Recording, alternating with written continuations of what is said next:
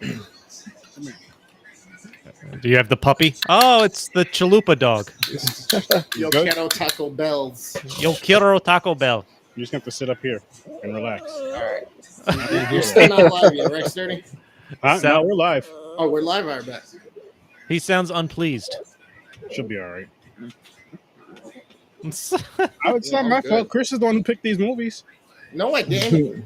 Not you, the other one. I don't know what you're talking about. Actually, no, it's his birthday. You know why? I don't understand English. They try coming. Oh, I get the True. I get the top corner. That is true. Hey, milestone, baby. 40 fucking years. Ew. Happy birthday, Mr. Christopher. Happy birthday to you. Bro, I mean, What's good, James? anytime you want to start the dig, you let me know, homie. I got your back. I'll go. I'll help you get down the first 2 or 3 feet. Yep, James is still older than I am, so that's fine. He is. He hit 40 first. He did. And that's why he's falling apart first. It's true. It's next. why he's falling apart first. Oh You're my next. god. Hope you're good, buddy. Happy birthday, man. 40 Club. Take it all in. Take it in. That one's for you, man. That's for you. I appreciate it. I can't partake, so it's all for you. How's everyone doing? I'm doing good. How about yourself? How are you doing, birthday month boy? Living the dream. Damn.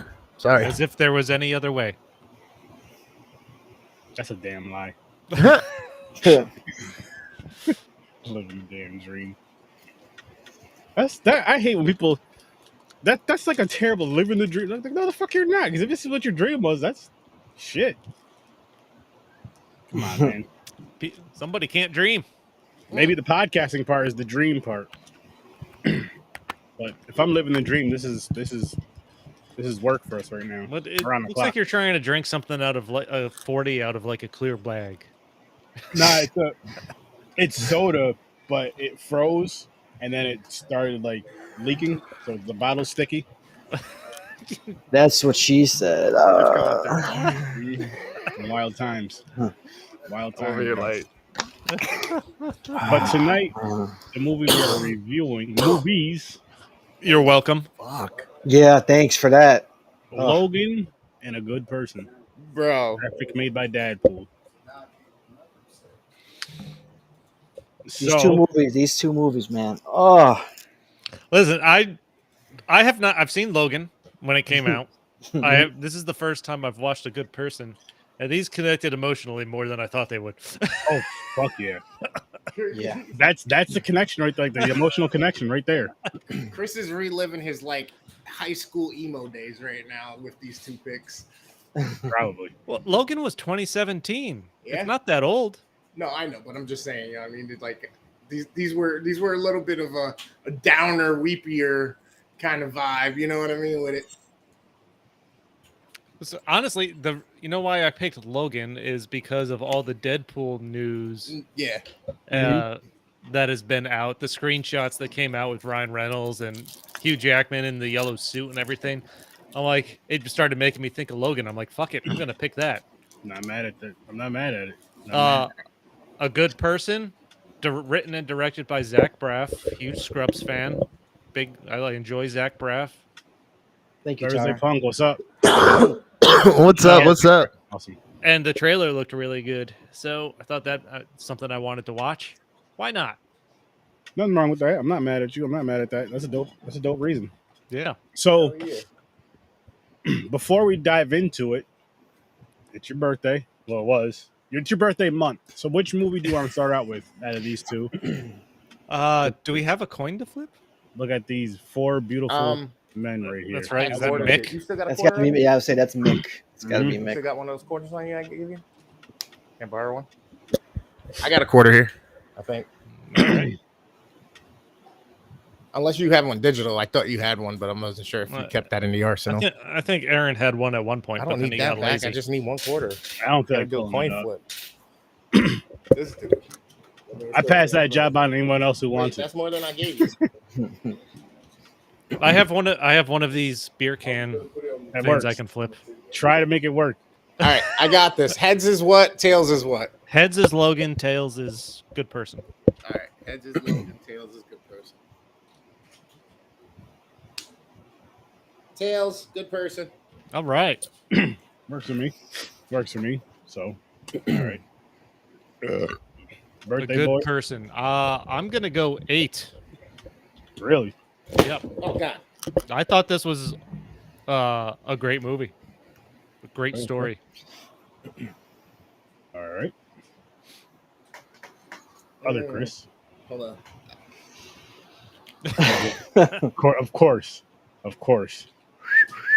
There we go. A little better. Now I'm presentable. Hold on. Oh, I gotta get it out from the back. All right, perfect. Now, I'm gonna go 6.5 for now on this one. 6.5. I'm gonna go 6.5 for now on this one. We'll get into it. So I agree with birthday Chris. I'm gonna say an 8. The story was amazing, and you can't beat Morgan Freeman. He's awesome. Where am I at? I'm right here. So 7. I'm gonna go to 7. That's fair. Fair. see, what was funny is you were having trouble getting this movie to load for you.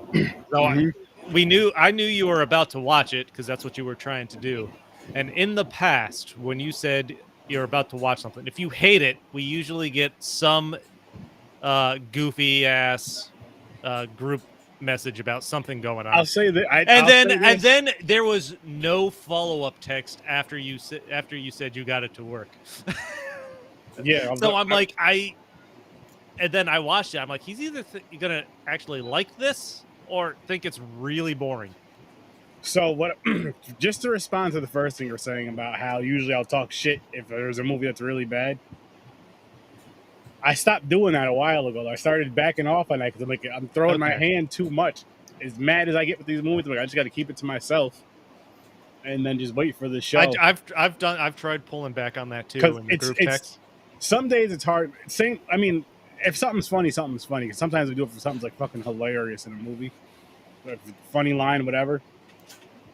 But when something just like completely batshit bad, oh my gosh, it's rough. Rough. It's like fuck.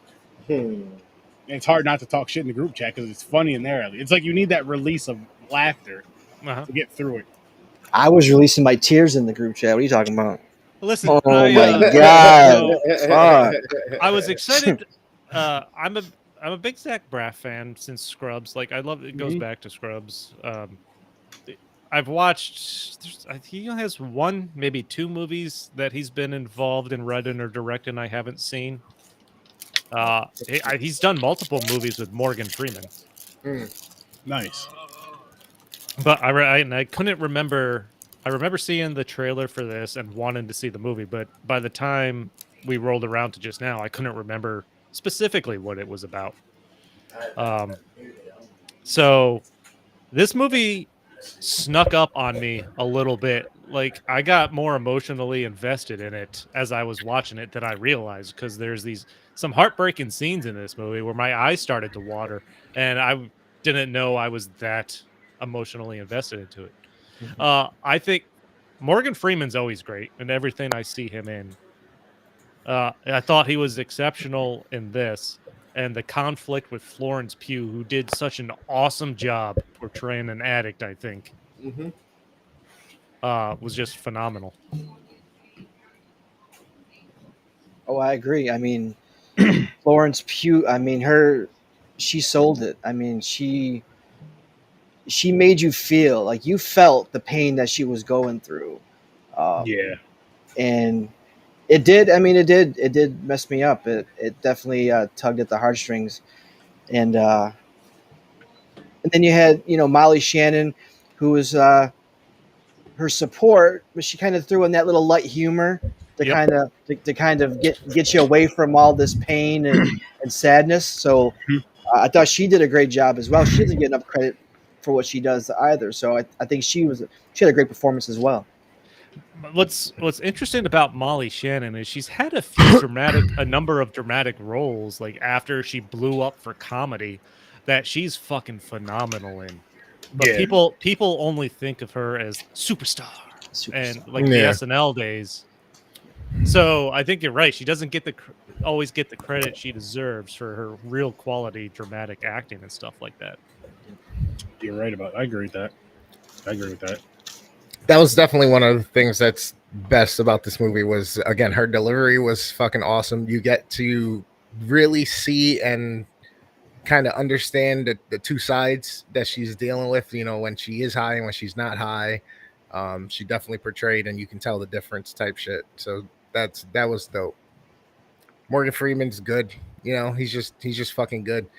The only reason why I kind of gave this a little bit of a lower score, because it's not like cinematography was bad or anything like that. Like it checked a lot of the boxes off.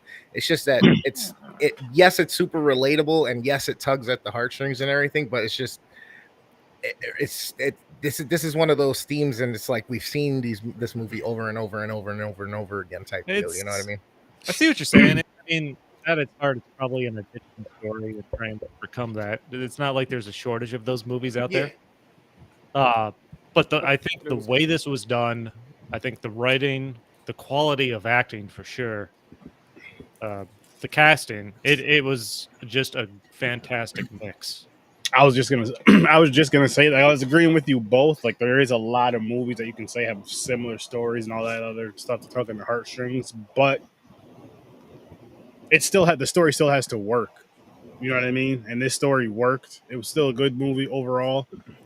Would it be a go-to when I go back and watch it again? Probably not, but not because it's not a good movie. This just like isn't the type of movie I mean, for those of you that know me, and for those of you that don't know me, hi, I'm Sir Sturdy, and I'm addicted to horror. I really am.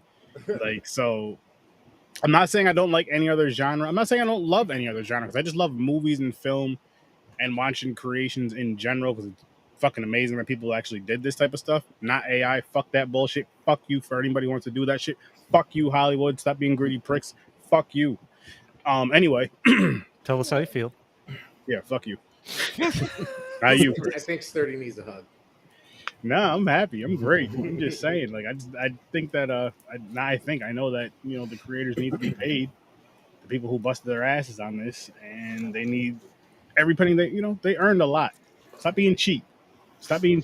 One of the things I thought they did really well with this movie is they cover a pretty long period of time here. At least they do.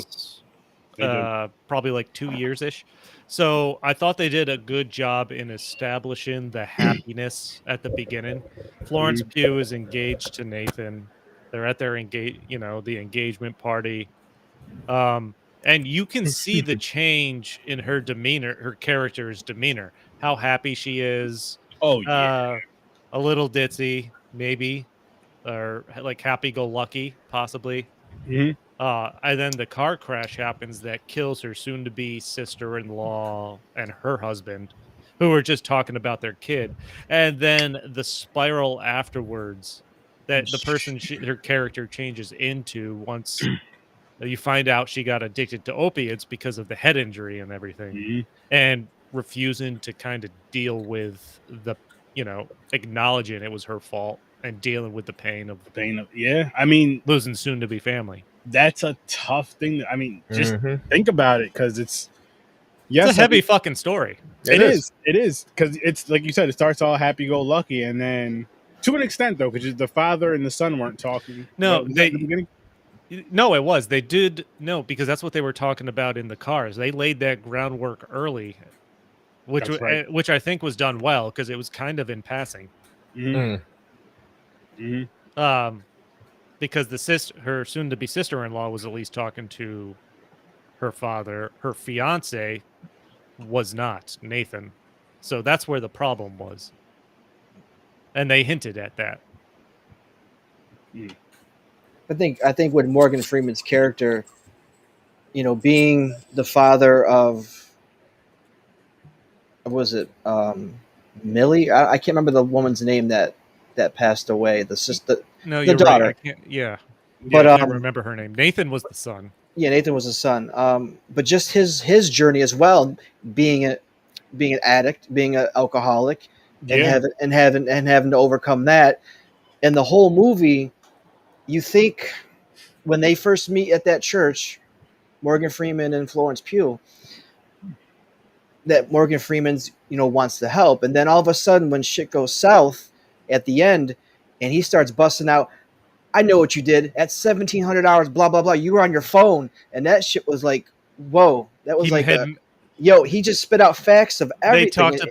They talked about him memorizing the police reports, and then Yeah. that's the shit he spit back at her at the end. It was your fault. Deal with Yep. it. Yeah, and she just had nothing. She didn't have anything to say. She was just frozen, and you could feel that you could feel that pain in her, and that like, damn, like I really fucked up.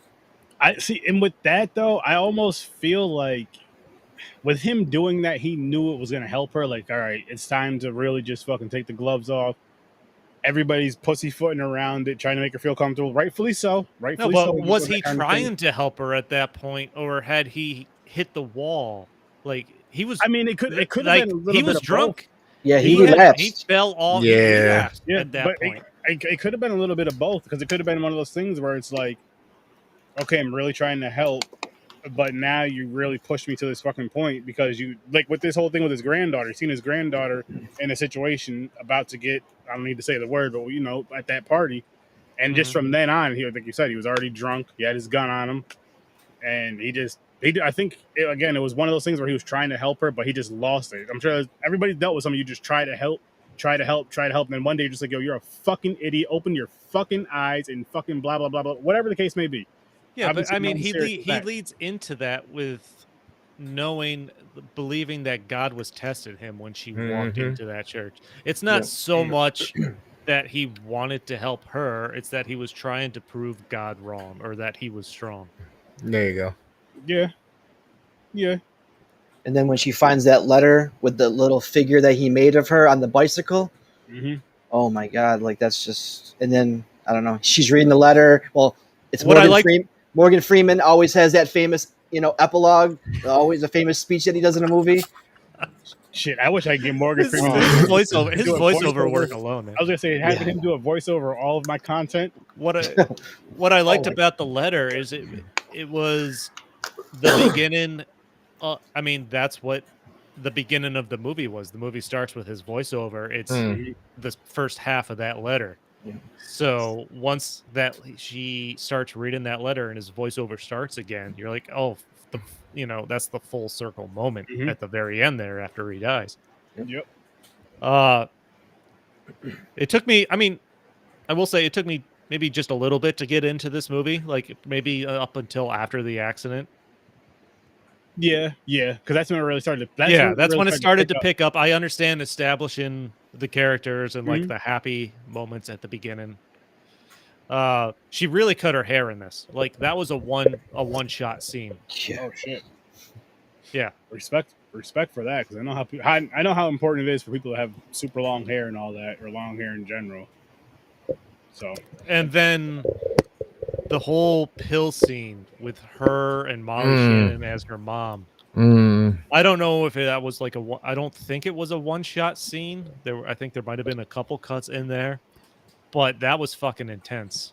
Where they're arguing about Oxy, and she goes running to the bathroom. Molly throws her into the mirror there. Yeah, and dumps some shits right in the toilet. Yeah. Wow. Somebody's gotta, Yeah, hell yeah. For a second, I thought that one part where she put all the pills in her mouth, I thought she was gonna swallow them. I was like, oh no, here we go. She's done. She's given up. And then something clicks and she spits them all out. And I'm like, damn. And then I thought she was gonna scoop them back up and put them back in the bottle, but then she just flushes them all down the drain. I'm like, at that point, she's committed to getting better. I think that point was the turning point in her mind. And just to build on that, I think another good thing this movie did with the story is they left it a little unpredictable like that. Like there's a little predictability, but you're not so certain that she's going to get better or that she's going to die. Like they put those scenes in there. She has the relapse. and everything, going to the party after she sees Nathan with the new girlfriend. You're like, ah, fuck. Like, I thought maybe she could do it. I'm not 100% sure she's going to relapse, but I can kind of see it.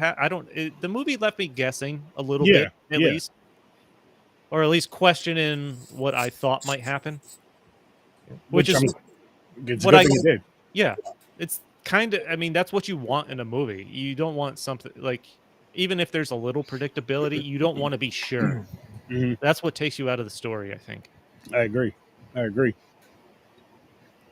But yeah, If that you pill can scene was call it, great. it never works out well.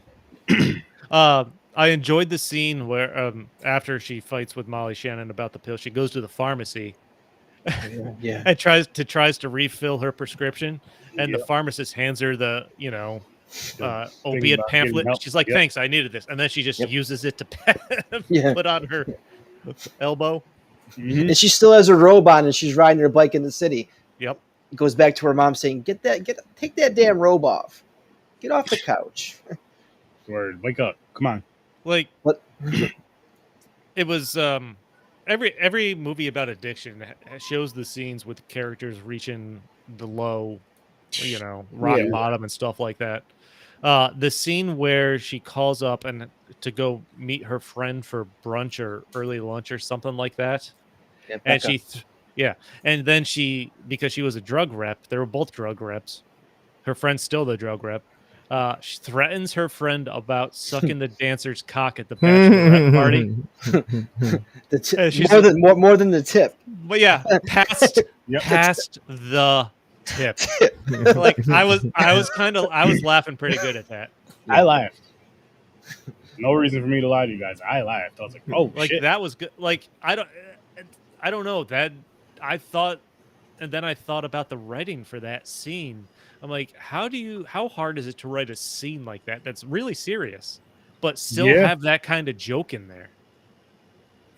I mean, it's not as funny as the scene when Freeman's chasing that kid. Fuck boy. I thought, The fuck yeah, boy you wet flaccid fuck boy.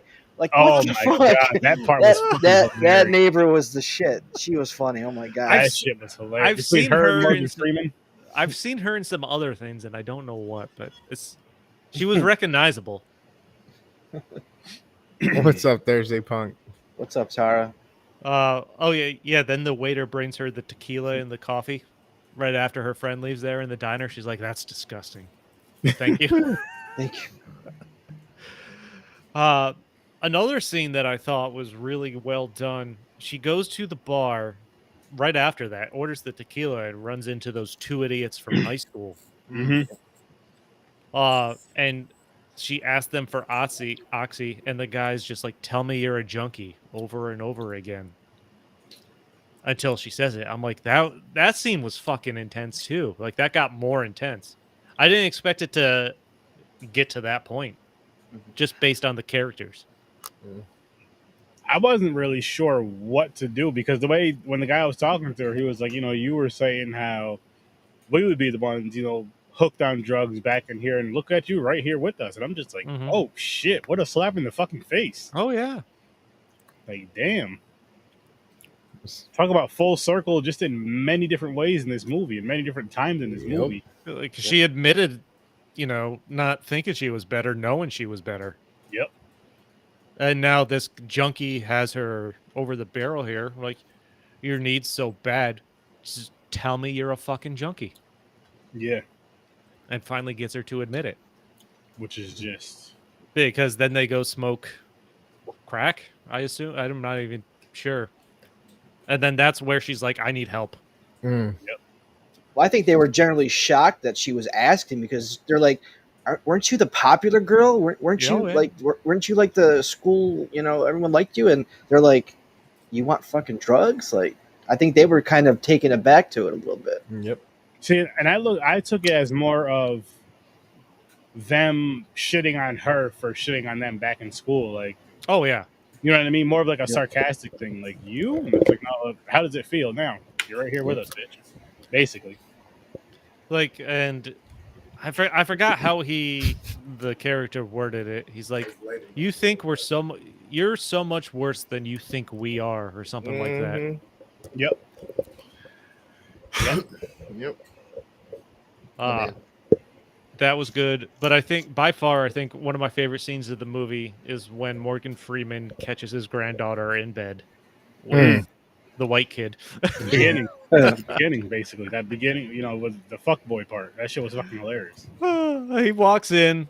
He's like, and I wrote down the quote: "If I ever catch you near my granddaughter again, I'm gonna rip your fucking dick off and shove it down your throat." I respect that. Dude, I mean, he has every right to say that. He fucking does. And you can't, and then he goes, the way he goes running out of there, he's like, my clothes. He's like, these are in my house. These are my clothes now. Fuck those clothes. And then he's yelling that a statutory rapist is out on the lawn, and the woman's like, he's a fuck boy. That's what it is. Yeah, they I was like, wow. That was definitely the funniest scene in the movie. Oh, yeah. Oh, I mean, because there was some other funny scenes, but nothing really stands out like that one, of course. And then it wasn't supposed to be a funny movie at all. No. But it was, a few of those. Oh, So wow. ooh, Spill the tea, girl. Spill the tea. do it. Shots We fired. could do an episode about all those stories. Oh. So my next notes, Morgan. Okay, so Morgan Freeman's at AA. Florence Pugh comes walking in. She starts going to the meetings. She gets, the leader of the group says she'll sponsor her, but she has to open up. And then, I have to pull these up to keep the conversation going. Yep, that's right. Oh, we have all the time in the world. We can make time. We can do a chick flick movie and some gossip. We'll call it Gossip Girl. Gossip Gals. You could join us. I'll take that Gossip show guys off. and gal. Yep. They another callback to something she had mentioned that Florence Pugh mentioned in the bar, that her fiance Nathan at the time was deaf in his right ear, or whichever ear, because she was talking to those two idiots from birth or something like that, she said. And then she's sitting in the AA group where Morgan Freeman tells the story of being blackout drunk and hitting his son so hard he went deaf in his ear. And she, just the look on her face as she was hearing the story, I'm like, this is just such a fucking crazy scene. Yeah. It is. It is. But I love how with this movie, like, they mention little things, like you said, with the son being deaf in one ear and she thought it was from birth. And just little things like that, and then how it keeps coming back, like multiple times in this movie, the little things. And I mention this a lot on Horror Research 30, especially with certain things, with these fan films we're reviewing, Friday the 13th fan films, which you guys, if you haven't checked them out, you should go check those out as well as those episodes. But I like how they go back to that and they make those scenes actually, you hear it in the beginning, you're like, okay. And then they come back to it and they show it, and that's just so much more important. You learn so much more about that person or those people and then their relationship. Like from that scene right there, you understood why Morgan Freeman and his son didn't really talk to each other, didn't really get along until later on when they start to feel like a family again and all that other stuff.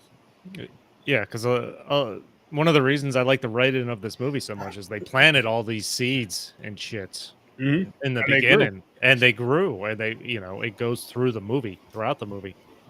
Because there's that scene, there's Morgan Freeman talking to his granddaughter about birth control. That was fun. My God. That was another funny ass scene right there. That was another funny ass fucking scene.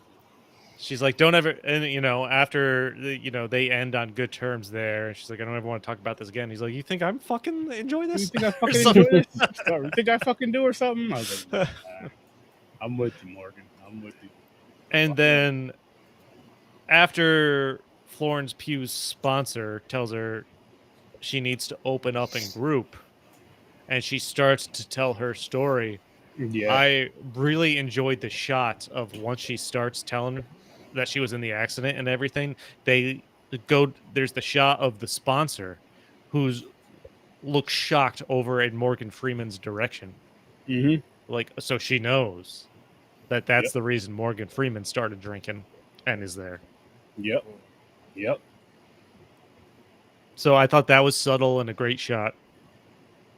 And the way Florence Pugh told that story in the AA circle, she just shaking with tears coming down. It was phenomenal acting. Agreed.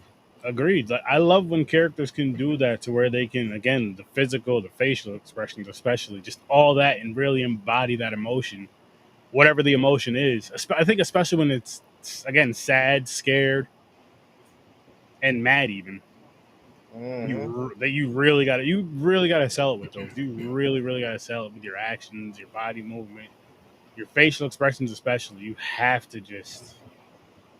It's either if you can't sell it, it's like don't even show it on camera. Just hear the person yelling from the other room and fucking throwing shit or something. Because if you can't sell it, sometimes it can kill the scene. No matter how dope the bars are, you say sometimes it can just kill that scene. And she had the bars with the fucking just everything. It was perfect, damn near. She did more than just selling her acting. I mean, she actually performed 2 songs during the movie that she sang herself. Yeah. The I Hate Myself song. She wrote that. She performed it. She wrote that, sang it. And then there's another one that she did. I can't think of the name of it, but that's true. It was her own music, and the soundtrack alone from her was even a great addition to the movie as well. I know. Just listening to Zach Braff on the Scrubs podcast or any interviews he does, he puts so much attention into the soundtrack and shit like that. Like that, he's obsessed with those when it comes to stuff he's writing and directing and stuff like that. It's important though, especially 100%. It's really, really, really important, and there's times where that can make or break a scene just because the soundtrack is bad or the music they're playing in at that moment. It's just like, come on, this is what you fucking chose out of all the shit you played. You had some good songs in this song. You chose to play this one here. Come on. Yep. You might as well just played nothing. But nah, they did go with that. Yeah. Again, with the emotion and all that, you got to play the right music if you're trying to play music. There's also, of course, the scenes where Allison stays for dinner, or she's at Morgan Freeman's house when the granddaughter comes home early. Mm-hmm. Like that was intense. And then he says, "You want to stay for dinner?" And just having her, grill Florence Pugh and yell at her. Even in the coffee shop, it starts out that way when they meet afterwards. Like that's fucking intense. Just thinking about being in, like, the movie made me think about being in like Florence Pugh's position and how or Morgan Freeman's position. Like, how do you come face to face with the person, even if it was an accident that is responsible for killing your family? Shit, and then you can even take it from the daughter's perspective. Like, she lost both of her parents. Yeah, that too. One day. All over her mother. So with that scene, I mean, I get it. People look at you, but it's like, why couldn't anybody else in the car that was riding with her just say, have the phone? Okay, so go up here and take a left. It's just not the way. Obviously, the movie has the movie and it's in the script. I know that, but I'm just saying, as far as throwing yourself in the movie as a character in real life in the movie, it's like, why couldn't either one of these other people listen? You're sitting up front. Whoever's sitting shotgun, you're holding the phone. You're the directions person. I'm the driver. and then the pain that Morgan Freeman had when he was dropping her off at school. He already knew that the accident happened. Right. And then she's like, "Do you want me to just text mom, or you want me to call mom?" And he was trying to just flub his way out of it as best he could to be like, "No, don't worry." And knowing the whole time, he had lost his I forgot about that scene. Yeah, he goes to drop off the granddaughter at school.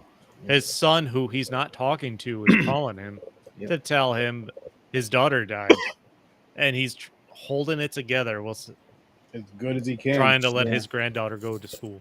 Yep. Like that was powerful, crazy scene too. That's fucking acting though. Like the way he did that and pulled it off and just held his, because you're just like, holy shit. One quote I wrote down that he says that stuck with me, actually. So after Florence Pugh and his granddaughter are missing because they went to the city for that party, and he goes to see Molly Shannon to see if they're there. And he says, "Comparison is the thief of joy." I'm like, holy shit. I just wrote that down. I'm like, that's a super interesting quote. Yeah. I forgot where I've heard that before. Wow. Is that some type of Tao fucking teaching or some shit? Or was that Aristotle? I have no idea. Or Socrates? Marcus Aurelius, maybe? Morgan Freeman. Yeah, Morgan Freeman. that's That's where we heard it from. That's where we heard it. Yo, like, how is he not like the most replicated like voice for voiceover, even with AI at the moment? Like, that's gonna be a thing soon. You know what I mean? Oh yeah, if he's not, he will be. Morgan Freeman. Listen, and James Earl Jones. Oh yep. You too, James Earl Jones. Buy the rights to your names. Make them licensed. James Earl Jones is dead. If anything. Huh? James Earl Jones is dead. Well, don't let them take. Don't let the AI AI take is his going voice. to be able to reproduce it now. Around. Tupac's going to come out of fucking Cuba because he's going to get tired of the AI holograms. Like, I'm right here, fucking right here. And no one's going to believe it's him. Yeah, exactly. I told you I was going to do my nose or some shit. It's a hologram. But yeah, then we get towards the end of the movie. They have the party scene where, you know, I can see what's interesting about the granddaughter is that they even made her more emotionally invested in the story by believing her mother would have wanted Florence Pugh and her uncle to be together. Mm-hmm. So she sets up the meeting there at the concert that sets Florence Pugh off and goes down, you know. And that's what, yeah. And then they both end up fucked up at that party. Morgan Freeman breaks his however many years like of sobriety at that point.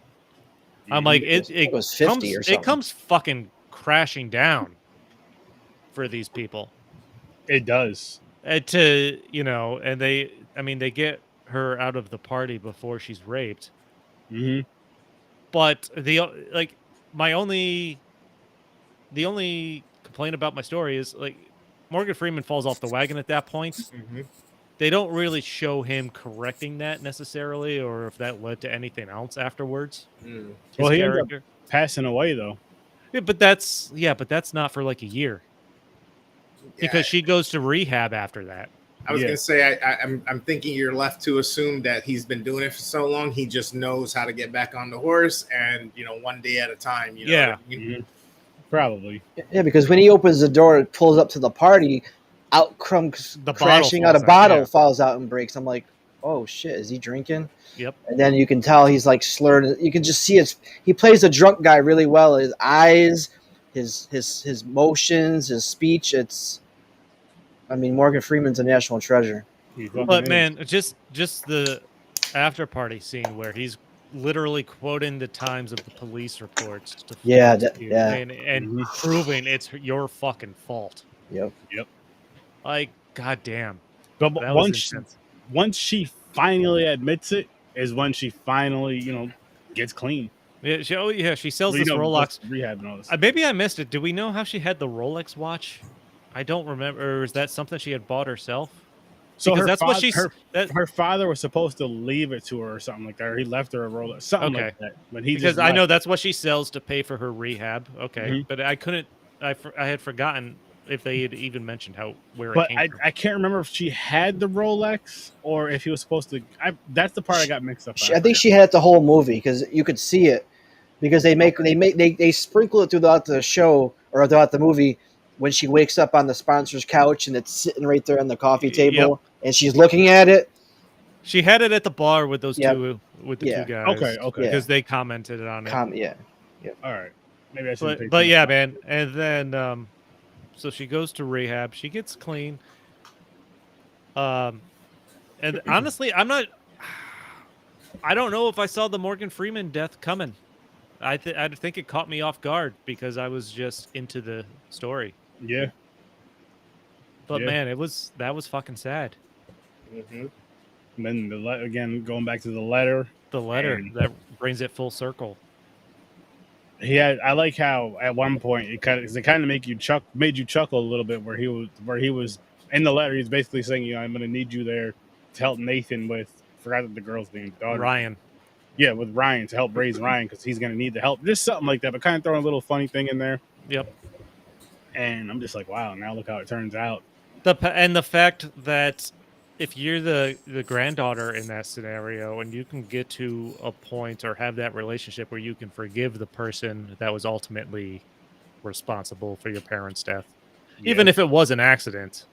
It definitely was. But I'm just saying, you know, it's I don't know, man. All around, I thought this was just an amazing, well written, well acted story.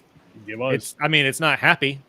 It Ain't nothing but happy about I that feel shit. like it does at least give you that sense of hope at the end there that you can overcome stuff. Oh yeah, it definitely did. It definitely did end up doing that at the end. But that's why I'm sticking with my 8. I just thought everything about this was really well done. It's not a high budget movie. In fact, I mean, Florence Pugh was dating Zach Braff when they filmed this, so I don't know. I'm sure she was doing this as part of that, but still. Rice and beans, Will. I mean, it's definitely a movie that I don't think I would have watched if it wasn't for this show Same here. or this podcast. So I thank you. You're welcome. For giving me the chance to watch this, because Listen, I needed it. I needed it because these movies don't come along too often. Like the last movie that really affected me, that was The Marriage Story. I don't know if you guys ever saw that. That was a very powerful message movie, and it's Adam Driver and Scarlett Johansson. So I forgot about that movie. that was a really good movie, and that kind of moved me to that, where this movie was similar in the vibes and the feeling. So it was, thank you. Listen, this is a movie I would certainly recommend. Chef. Yes, Is that good? I want to see it. I love John Favreau. John The guy Favreau. Oh yeah. yeah, Favreau's in this? Yeah. Okay. Hell yeah. he's like the main guy. He's the main Yes, chef. sir. Yeah. We got Chef. Let's see what else we got. Colombiana. Come I'm on, thinking- Colombiana. Ooh, Zoe Saldana. Come on. Colombiana would be a good one. Dance with Me. Oh, is that fucking what you call it? Part 2? Didn't we watch that or no? Dirty Dancing 2? That's No, it's gonna be Nights, Frida. isn't it? I don't know. That's part 3, maybe. I don't think No, it's no, past no, Frida. Colombiana. Come on. Dale, mami, dale. We got it. Yeah, I'm doing it. Let's go. Ooh, look at them. Like, That's what's up. That's what's It up. doesn't get much closer than that. Let's go. that's Let's go. that's something right there, gentlemen. That's something. Yeah, buddy. is. Buddy. You have some final thoughts on A Good Person? I'm actually gonna bump mine up Yeah, from a same. 7 to a 7.5. I'm giving it a 7.5. 7.5. Yeah. I'm gonna keep But it. It's a solid 8 for me. Solid 8. I'm Again, sticking with my solid 8. I would recommend this to anybody that hasn't seen it. It's just a really well written, Yeah. well acted, great story movie. It's 2 hours long, and honestly, It didn't didn't feel bother like- me in the least. It really didn't feel like 2 hours. And the funny thing was, I remember in the group chat, I don't remember if I said "fuck you" to him or not, but I was thinking it. Oh, you made I a was- 2 hour comment.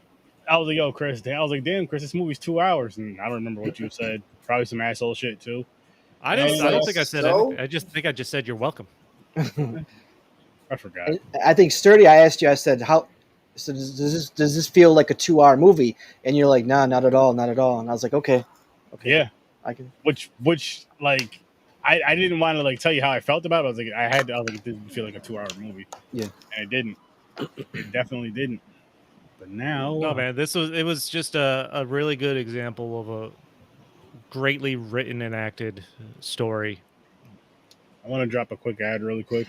Give us a 30-second breather or 20-second. I don't know how many seconds it is. Actually, I'm gonna go take a leak while you do that. Then You have fun in there. I will. New York's Tech Valley region is home to a video game development cluster, ranging from small independent studios to internationally recognized names. One Upstate is a new developer expo coming to Albany, New York in August of 2023. Join us for a day of panels and speakers, networking opportunities, vendors, and an after-party that will be all about the games. One Upstate, a celebration of games and the people who make them. Visit oneupstate.com for more information. I need to reach out to him and get a damn date. I don't know if I missed it or not. I don't know if it's in August or October. I know he said August in that, but I'm just Sorry. thinking about this now. I'm a little high too, but that's besides the point. That's besides the point. But when Pissy Chris gets back, we're gonna jump into Logan. Oof. Yes. Finally. But before we dive into the Logan film, how are you guys doing? Good. Good.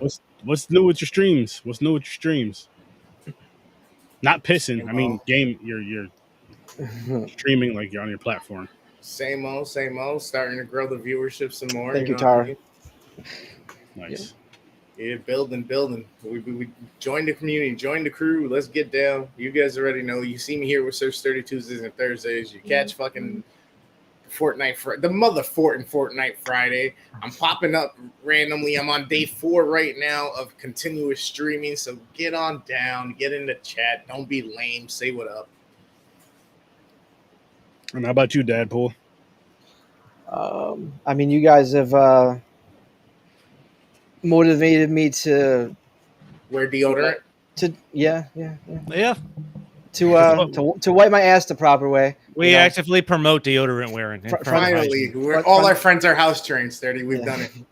Good. That's a start. No, but I'm here with you guys on Tuesday, Thursday, Friday, and Saturdays, and sometimes I sprinkle some gaming streams on here and there on Twitch. But I just appreciate you guys more than I can say it, and I hope you guys can feel that. So Feeling the love. I feel it. Damn. I felt it so hard I have a mushroom imprint. No, just the tip. Just the tip. Just the fucking tip. I can't fucking deal with you people.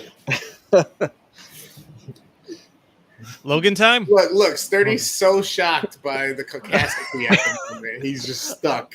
I don't know if he's shocked or his computer froze. Bro, he left me by myself. It's fucked up. It's fucked up. Hold on. He actually sent a voice message. Technical difficulties. I'll be back in a minute. Guys. His computer really froze. Oh. Damn. Couldn't handle me. It just couldn't handle me. Guys, keep going. Keep going. I mean, all right. Choice, man. That's interesting considering he started the stream. Yeah, exactly. Actually, it happened the other day too, right? Yeah. Yeah. Yep. Too much tip. Yeah. Tara says too much tip. He went full throttle. All right, so Logan. I just gotta know on the scale of 1 to 10, just on like the emotional factor compared to Good Person, and now with Logan, serious but comic book serious, but then serious life serious, but he's still life serious in the comic book way. So scale of 1 to 10, which one made you what gave you the closest to 10 on the emotional side? My PP leaked a little more on A Good Person. His PP leaked a little bit more on A Good Person. But I still leaked on Logan. Oh my God, you need to see a doctor. Deadpool? Logan definitely hit it more emotionally. And it was fucked up. I had to watch these things back to back, and listen, man, I didn't know what we were in store for with A Good Person. Like I knew it was a little bit of a heavier story. But yeah, sprinklers were definitely a 10 on this. Yeah, this the one I remember very vividly seeing this in the theater, and don't know why the whole time I was just with the up down. Am I about to fuck? And then the end comes, and you're like, what? Man, like, I was like, and even seeing this once or twice before, and then watching it now after a few years of not having seen it, my eyes were fucking watering. Yeah. When at the end, Laura takes the cross, and then just tilts it for an X. Like, God damn it. Yep. And then she's quoting the Shane movie that her and Professor X were watching, or Xavier were watching in the hotel room, and she's quoting that final scene when Shane's talking to little Jim Bob or whatever his name is in the movie. That was just like, and she said, "Daddy," and that just, fuck. I was already crying before then, but that just really. Like this, and one of the reasons this hits so hard, other than it being really well done and not like previous X-Men movies or anything they've put out, is you have the 15, almost 20 years of history of Hugh Jackman playing Wolverine at this point. Yep. Like this is legit the end of a fucking era. Until Deadpool 3. Deadpool 3. Yeah. Yeah. Deadpool Which 3. I'm not upset at all that he is coming back for Deadpool 3. I can't fucking wait to see it. But it takes place before Logan, so Yeah. he's still dead. So I mean, Yeah. Welcome back, Sturdy. Thank you. Or does because of the events of Days of Future Past and now Deadpool 3, is that going to play in a role where perhaps that timeline is no longer canon? And that's I think we're going to see that with Deadpool 3 with the whole TVA and the going back in time and the Fox timeline. I mean, they've specifically. I mean, even people involved with Deadpool 3 said this happens before. It doesn't change, Logan or anything like that. He also likes to throw you off the scent because he has people spoil shit, so he throws false shit out there too. So I don't know. It keeps you guessing. We'll have to see. I fucking love Ryan Reynolds, man. I love me too, man. I mean, how many years did Hugh Jackman say, I'm never doing Wolverine again. I'm not going to go back in shape. I don't want to do it. And look at him now. And Ryan Reynolds wore him down, just like he wears down everything. Bro, I was dying in that intro where he's just crossing the background with cracks of beer. He's like, "Hey, Hugh, you want to come back again? Yeah, whatever, kid." He's eating an apple. That was fucking great. That was goes good. upstairs or some shit. Yep.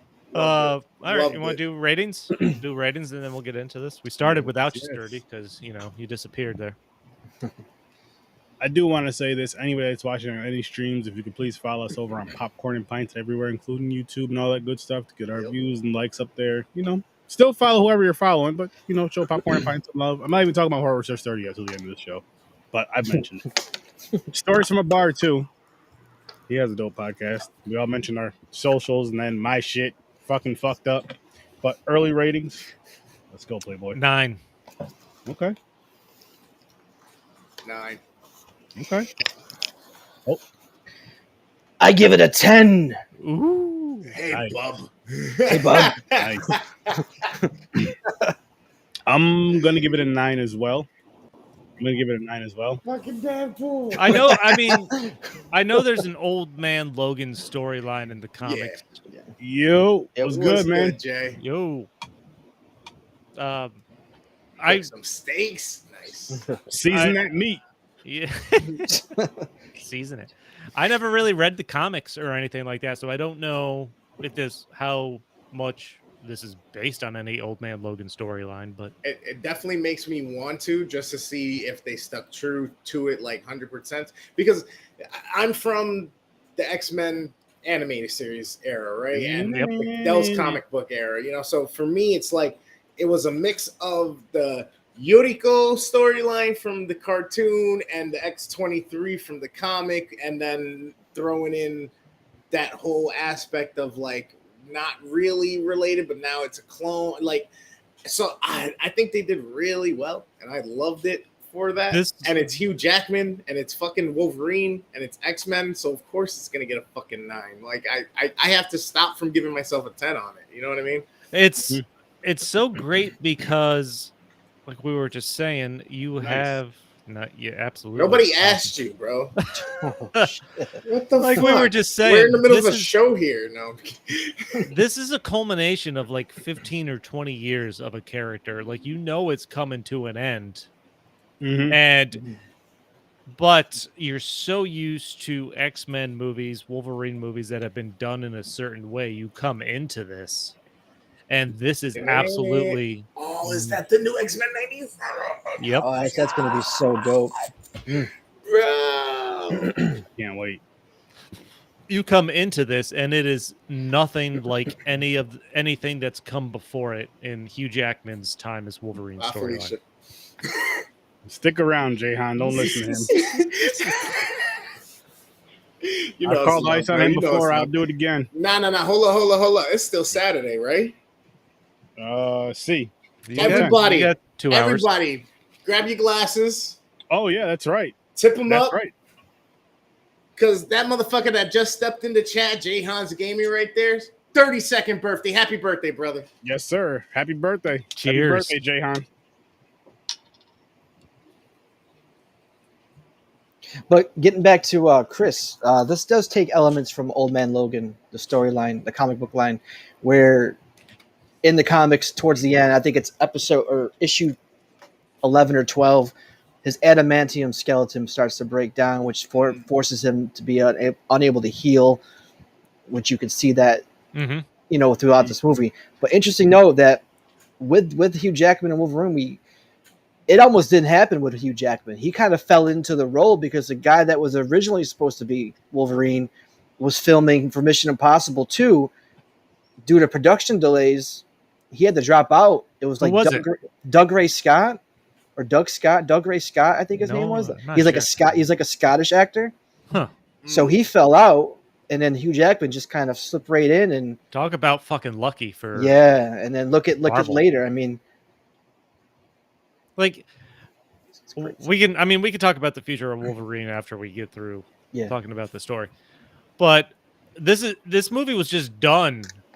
This is like there's a formula for superhero movies that just about every studio has followed, I feel like, up until this point, where this movie is straight up story. There's not a lot of action. There's not a lot of Wolverine action up into it until towards the end. Like he kills the carjackers at the beginning after he's left basically with no option. It's Patrick Stewart, who's fucking awesome still. Yeah. Is losing his mind. So it's him taking care of an old man for the majority of this movie up until the kids are in trouble as they're trying to run for the border, and that's where he goes on his fucking killing spree, basically. This is a superhero movie that is almost like 80% story driven. Yeah. If not more. Yep. And that is not common. I think what helped with this movie though is when they had those action scenes, they enhanced the story. They were action, like blood, all that good shit you want to see. People's arms getting ripped, cut off, and just it's what you want to see from a Wolverine movie. It is, and they did it at a point where they got you emotionally invested first, so that it meant more, so that even the fight scenes didn't have to be as extravagant. I feel like. But you knew he was like swinging. He was fucking swinging. Like he was all into it. Like he was in it. Like his heart hurt. Yep. And then when he saw Laura, when they're fighting outside the complex, and boom, her claws come out, and you can see the look on Wolverine's face, like, what the fuck? There's someone else like me too.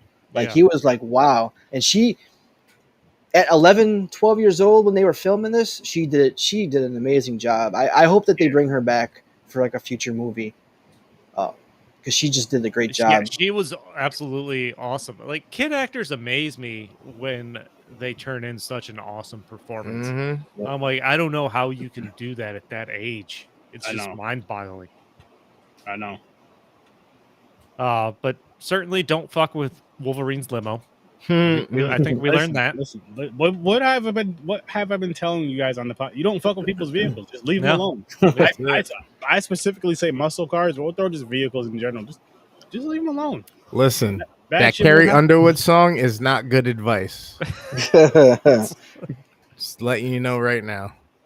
And the whole background to this movie was really interesting too. So they've basically used that tracking mutant to wipe out the mutants. There's been no new mutants in like a quarter century, 25 years. So the species is on the brink of extinction. Yep. Yeah. Which makes it, so they're really trying to drive the point home how important Laura is in these kids. Even though, they're not naturally born mutants, but still. No, they were genetically created to be weapons and didn't work out the way that the people wanted it to or whatever. course. Did you guys? I know you guys did catch the when the dude with the robotic arm comes into Logan's car and he's like explaining about what happened at the El Paso border, and he's like, it could have been a tiger or Freddy Krueger. Well, since one's extinct and one's a fictional guy, I kind of Yep. that was a good joke or Yeah. some good writing right there. Mhm. Well, that was but tigers are extinct. That's crazy in 2029. Hey man, we're only 5 years away I coming know, here. I know. You don't get a sense of Laura's abilities until 6. after Logan gets her, after the nurse dies and he brings her back to Patrick Stewart, and I can't remember the tracking mutant's name. Oh my god! Started with a C. Caliban. Caliban. I was like, I Caliban. remember something, man. Which is cool. Actually, I like that name. That's a cool name. But I like the fact that the scene goes as, they're coming in quietly around her. And then you just hear a couple gunshots or a scream, and she comes out holding the guy's head. I thought, I'm like, that was she a rolls fucking... it, And then she rolls rolls it and rolls. Like, that was a fucking cool scene, man. Yeah. I remember. Well, You're I like, don't remember holy shit, this girl is intense. badass. The first time I seen this movie, like seeing that part, I was like, oh shit. I wasn't expecting that. And I haven't seen this movie in years, and I've probably only seen it. This may be my third time. That happens, but you still haven't seen her claws or anything like that until after she comes out, and then the shit goes down, and then she starts going crazy and like just flying all over the place. And the ones that come out of her feet too, when she dude, that was crazy. And I loved through their head and shit. And I loved that when they were on the road, Patrick Stewart talks about, I think he was talking about tigers or lions, and how they, the female is the hunter. She hunts with her front claws and defends with like her back or something like that. And Laura's going crazy, stabbing this, what comes out of her toes and toe knife, as I call it, which is always Going Sunny wild. in Philly reference into everybody. Just man, It's a serious hangnail. I'm good. she wipes out an entire team with toe blades. So no thank you. that was good. Charles's seizures, I thought this was an interesting part of the story, in that like what happens when a brain degenerative disease affects the most powerful mind the world's ever known. Like it works in X-Men lore here. Like that's a really interesting storyline. It is. And you've seen what it did, like when he was having those moments. And like, wow, if this goes on, they even mentioned like if it went on any longer, you could have killed everybody. Well, they hint it with the Westchester thing when they're driving in the car. I didn't catch all of it on the radio report there. After they leave whatever hotel they were in where it happens, and they're like 40 people were frozen or whatever the word was. And then they mentioned similar to Westchester. Did they say like 60 or 70 people died? They said, and all the mutants died. Yeah. Okay. Yeah. So he had wiped out a huge chunk of mutants accidentally, basically. Yep. And that leads to his monologue in the bed at that farmhouse saying he remembers Westchester, before he's stabbed. Mm-hmm. I'm like, this movie was written more as a drama than it was an action, superhero movie. But it still gave you the action you wanted, and as violent as it was, it definitely gave you more than enough to where, like you're saying earlier, there wasn't really a lot of action, like action packed all the way through. No, but it was more meaningful when it happened. Yeah, it was. Yeah, it leaves you going, oh, what's gonna happen next? Oh, I want more. Or where's the next fight? Okay, what's gonna happen? What's gonna happen? What's gonna happen? But it never gives you that point.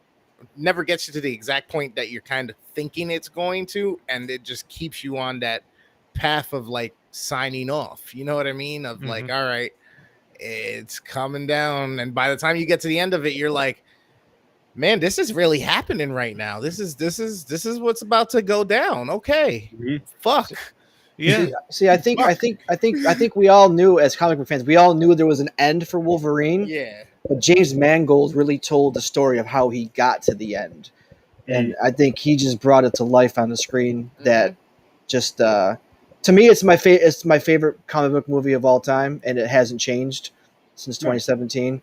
And I don't think it'll. Maybe Deadpool 3 might change that, but but I think James Mangold's a great director, and he knocked this shit out the park. He did, man. You know what's crazy about it is, like, you know, it's going in that direction. Like, they're trying to end his storyline, but you don't want to admit it to yourself if you're watching this for the first time. Because I've even watching this for, I don't know how many times I've seen it. This might be like the third or fourth time. I didn't want to admit to myself that this was the end of the road, basically, for all that time I've spent watching Hugh Jackman play this character, or Patrick Stewart playing Professor X. You're like, it's rough. Yeah. And then what was I gonna say? Oh, the X-23 or X-24, the clone of Wolverine. Yeah. Super savage. That was, I mean, those battles back and forth, and I did enjoy the scene of him tearing the rednecks apart there. That was good. Yeah. Cuts his head off like right away. That was funny. But that poor family, man, you knew that was coming. I forgot, honestly, because again, I haven't seen this movie in a long time, so I forgot. And then when you see it, it's like, holy shit, they were just helping him out, being nice, and damn. Was it? Yeah, and then the Track Mutant blows up the van, which doesn't really slow anybody down. It did nothing. Yeah, you know what? No, I guess it took him out, so they couldn't force him to track. Yeah, they couldn't force him to track. I'm watching this. My only beef with the story that I don't understand is, why is it that getting to the border makes these kids safe? Like, the company chasing them can't cross the border too. Maybe they can't for whatever reason. That was the only thing I was thinking of towards the end. As great as this is, why is this such a safe point just to get over the border?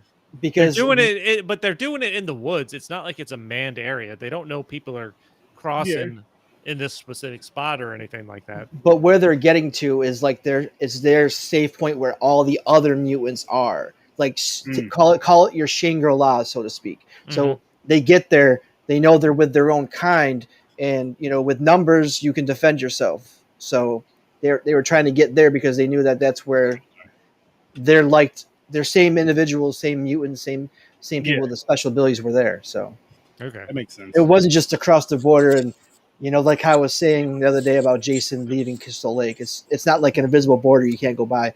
It's just that's where their hangout. They're kind of like their hangout is. Yeah, because that was just a thought that had crossed into my mind. Like they didn't. I don't think they.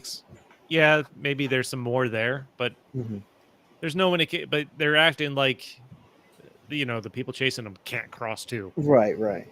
But maybe not, by him mentioning that though, they probably don't want to cross. It's like, okay, if we go there, we know we're getting fucked up. Yeah. Matter of fact, we're getting worse than fucked up. We're not coming back if we go over there. But dude, just watching them bury Patrick Stewart, that was heartbreaking. And now watching this again, when the kids bury Wolverine and she tips that cross to an X. Cross to an X. I'm like, now that fucking burned into my brain again now. I'm like, that was such an awesome way to end the movie. Like, it's the end of the X-Men. Like, it is the end of an era. Yep. I will say though, watching this and obviously pulling up the graphic earlier makes me want to go back and watch the freaking the old cartoon from '97, the animated series, just because it's just been so damn long. I'm like, why not? I'm sure I did. I don't remember it. I know I have, but I'm like, I have access to it to go down and watch it. It's a good ending. It's a good ending to the series when the last episode of the 90s of the cartoon. It's a really good ending. Yeah, I definitely gotta check it out. Again. It's been years. And that's where X-Men 97 picks up. It picks up right after that ending. That's good. Oh, that's right. Great to know, actually. Yeah. That's great to know. Going to the ending of this movie, Wolverine, of course, takes that drug once he realizes, that corporation is onto the kids. And he fucking knows right away if he takes it, he's going to die. Yeah. It's like, don't take it all. It'll drive you insane. It's basically going to kill him, but it's the only option. So from that point forward, he knows what's at the end of the road. And then just him running through the woods and murdering everybody in his way, just taking bullets. I don't know. It was such a pivotal moment. That's what we've been waiting for it movie wise up to like an hour and a half, hour and 45 minutes at that point, because this is the end of the movie. And this is where he does the murderer's rampage you want to see so bad.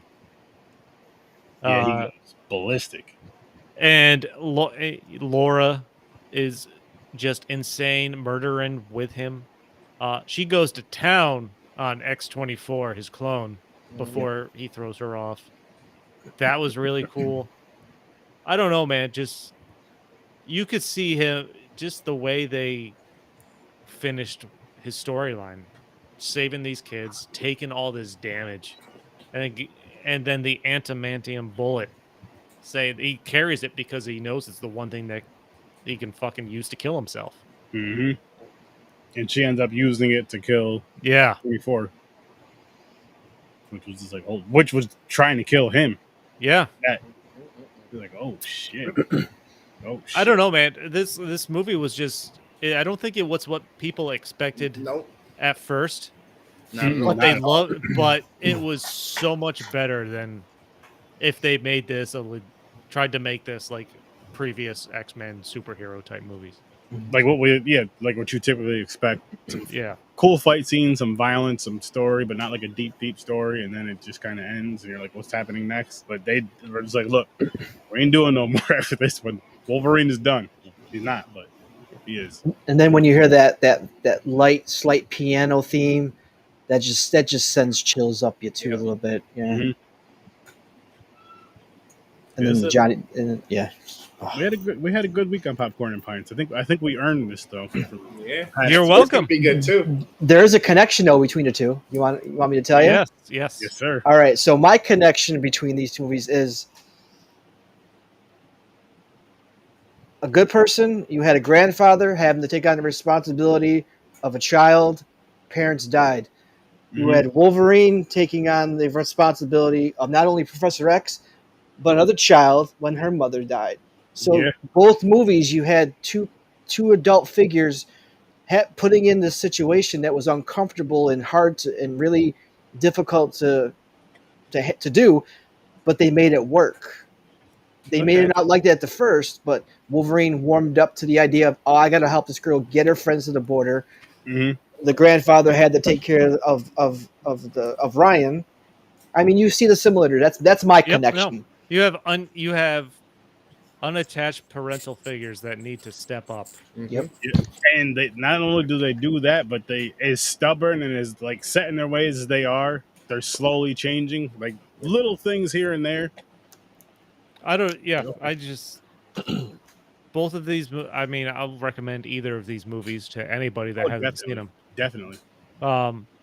Logan was definitely not written like your typical superhero movie, and that's what one of the reasons it's so fucking great. Yeah. Did you guys catch the after credit scene? What was the after credit scene? It shows like suited figures walking into like a lab, and they have a briefcase, and it says Essex Corp. They take Wolverine's blood and put it into the suitcase. It's basically setting up Mr. Sinister.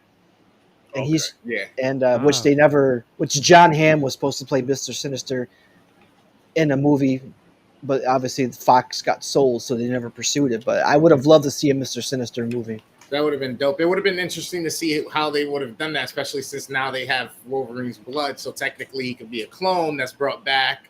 But at the same time, I kind of would have wanted to see like Morph in that situation happen with Sinister, like from the cartoon. I mean, just from a real life perspective, Hugh Jackman can't do it. Keep doing it. The fact that he's doing it for Deadpool 3 in a multiverse story, okay, maybe that works. We'll see. But they're not gonna never use Wolverine again. There's gonna be a new actor as a Wolverine somewhere. I wouldn't mind Zac Efron. Mouth. Zac Efron can play him. I mean, he's jacked. I mean, he can play multiple roles. Zac musical. Put. There's pictures out there with Zac Efron with the Wolverine look. There's pictures of a lot of people with the Wolverine. I know. But I think if I had to pick somebody, I'd pick. I mean, I can't think off the top of my head who I'd pick to do it, but I'd bet every penny I have someone new will be cast as Wolverine at some point. Oh yeah. You stop it! Blasphemy! They can recast him, but they got to use the same voice actor's voice from the cartoon. That would be something right there.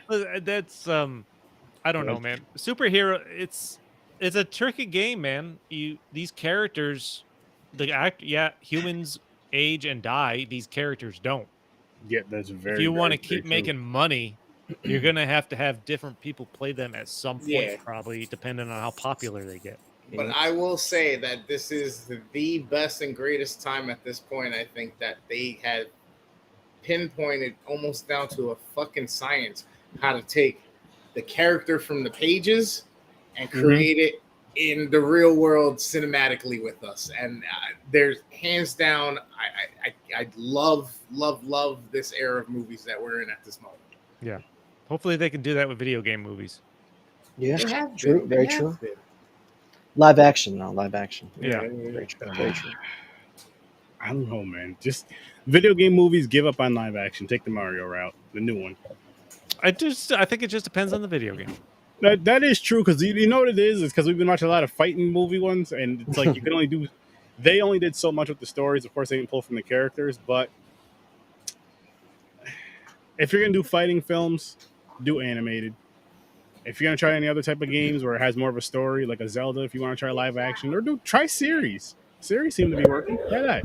They're trying to make they got Gran Turismo coming out, which looks stupid as hell, but I'm still gonna watch it. It's gonna be bad. I mean, the trailer doesn't. It looks fine. I have no super desire to see it. I'm a fan of Need for Speed. I feel like that was like as close as you're gonna get to like a racing fantasy movie with cars and people in the real world. Gran Turismo, which is a racing simulator, driving simulator. You're trying to put a story now behind a driving simulator. Supposedly, it's based on true events. Supposedly, or loosely based on true events. What, the game Gran Turismo? No. The movie. See, but that's what I mean. So then they're just using the name as a gimmick to slap on another IP and get that's all it takes, man. To buy it. Whatever gets money, whatever brings in the money. You know what I mean? Whatever brings in the money. But I don't see that doing well, to be honest with you guys. I really don't see that. We'll find out. You know what I mean? It's no Barbie. I want to see a Rad Racer movie. A Rad Racer. That'd be dope. Beautiful, not angry Joe, beautiful Joe, or what's the little dude on the bike? Danger something. Oh, I know what you're talking about. Son of a, I can't think of the name. Paperboy? No. I want to see a fucking Paperboy movie now. That would be get the kid from Better Off Dead. $2. I want to see a fucking Paperboy movie. Make it a horror movie. You don't pay, you know what happens. Hashtag Paperboy movie. There we go.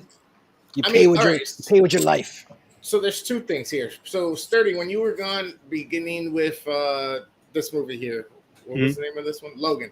So I asked everybody on a scale of 1 to 10, which one of these movies was the one that pulled out more of the emotion for you? For me, Probably Logan because it was unexpected. Okay. Also, I And mean, I'm gonna say Logan, but it didn't all hit until the very end. yeah, because with the other movie, yes, it pulled the emotion and all that, but it was more expected, especially after the accident. Like, it was way more expected. But with Logan, again, going in from saying a fresh mind of watching it, I'm assuming you're asking this question is like going into it fresh, watching it fresh. Mm-hmm. And yeah, it's definitely Logan because my expectations were not it to be what it was as far as how the emotions were and how the story was told. It was more so how every other X-Men movie was. Yes, you had some emotion to it, but not too much. Besides the Jean Grey thing and the Phoenix and all that shit, but other than that, not too much. What it is about Especially flowing through the Logan, movie. I think what it was about Logan is it snuck up on you in that, you kind of knew where the story was going. But it didn't dawn on you until he's actually dying that this was 15, 20 years in the making. This was your X-Men movie going entertainment experience for the last decade plus. Yeah, and to see, for me, it was literally when Laura just turned that cross to an X. I'm like, fuck, man. Mm-hmm. Like I wiped it away from my eyes. I'm like, that was tough. Yeah, it was. A good person that snuck up on me too. My eyes just started watering. I'm like, what? What the? Someone was spraying mist in there, huh? Yeah, I'm like, water mist in the plants, and some just got in your eyes. Yep. That's what happened. Makes sense. It happens once in a while. Yeah, but yeah, good week. Yeah, Really good week. Yeah. I mean, last time we had freaking Tekken 1 and Tekken 2. So you're welcome. So yeah, we had a good week this week. We did. And then there was the second thing too. What was the second thing I was gonna ask? Emotion thing, and then two was so now that we have such great examples on the plotted and separated episodic formulas, do you think that's the way they should just keep it, period, for fucking any type of video game IP that they want to bring to a screen? Honestly, I think it just depends on the story. it does. I mean, I feel like if you go series, yeah, I guess it does depend on the story. Because if you go series wise, I almost feel like you can't do wrong. But then it's like the game has to be interesting enough for you to be committed to watch. Let's just say it's 1 season, 10 episodes versus an hour and a half movie. It depends on the game as well. It depends on the game. Yeah. Yeah. Well, that's what I was saying. It depends on the game for that. If you want it to be a series or a movie, like the last movie, definitely a series. Yeah. If you're talking about an RPG type game that has hours you have to pump in for a long ass story, I think you need to go the series route. Mario, it's easy to do a movie on. There's no really overlapping story there from game to game. It's not an hours long adventure. You're pumping hours in doing side quests and shit like that. Yeah. So I think that's easier to pull a movie off on. I'll tell you, I think one of the biggest missed opportunities recently was Uncharted. Because as much as I do like what they did with the movie, I wasn't mad at it. It was above average for me. I think I put it at like a 7 or something like that. But I think if they would have went episodic with this and made it into a series, you could have had so much more fun with the destination changes. You could have had so much more fun with the hunt and like the thrill of finding things and going onto these little missions to get to that next piece that's then sends you on the trail for this, and then finally get to Uncharted would be a great example for a series. But you're always going to be compared to Indiana Jones, though. That's the thing with Uncharted. But that's okay. I wasn't mad at it. Like they knew that games. They knew that going into the movie. Yeah. But actually doing a series would be one way to probably disassociate with Indiana Jones because there's no Indiana Jones series. Yeah, I mean, one of the reasons why I say that too is like Pirates of the Caribbean. Like, although those were movies, it's still pretty episodic in the way they did it, and we follow them through. And despite 5 or 6 having its shortcomings and kind of being the least favorite, I guess widespread, there's still decent movies that go along and still tie certain things in at times with the whole rest of it. So for me, it's like, all right, dope. But again, that's an adventure type movie that like I think would even benefit more as a cartoon or as a live action episodic thing.